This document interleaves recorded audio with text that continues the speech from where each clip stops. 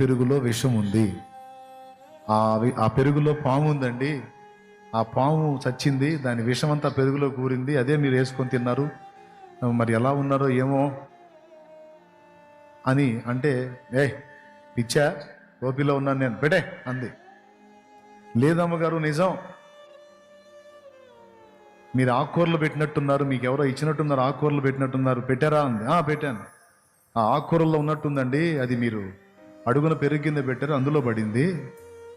అయ్యో ప్రమాదం అండి అని చెప్పి ఫోన్ చేస్తే అప్పుడు అర్థమైంది ఆమె, అరే నిజమే కదా అని వెంటనే భర్తకు ఫోన్ చేసింది. పిల్లలు ఎలా ఉన్నారో, స్కూల్కి వెళ్ళి పిల్లల్ని చూడండి, మనం తిన్న ఆహారం విషసహితమైంది అని చెప్పి భర్తకు ఫోన్ చేస్తే సస్తా బతుకుతా ఆయన బయలుదేరాడు. ఆయన వెళ్తూ ఉండగానే ఫోన్, స్కూల్లో 2 పిల్లలు అవుట్. ఈ వార్త వింటూనే ఈయనకి బ్లడ్, ఈ వరుసగా ఈ వార్తలు వింటూ ఈమె అపస్మార స్థితికి వెళ్ళిపోయింది. ఈమెకు కూడా ఎక్కింది.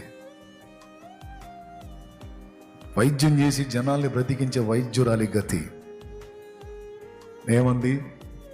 మారు మనసు పొందమ్మా, రక్షణ పొందమ్మా అంటే, నాకు ఇప్పుడు వాటిని గురించి విని ఆలోచించి అలా చేసే టైం లేదు.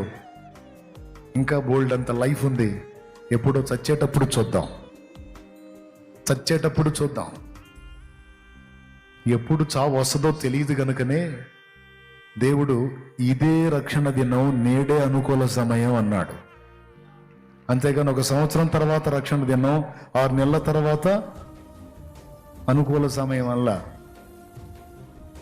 నేడే రక్షణ దినం, ఇదే అనుకూల సమయం.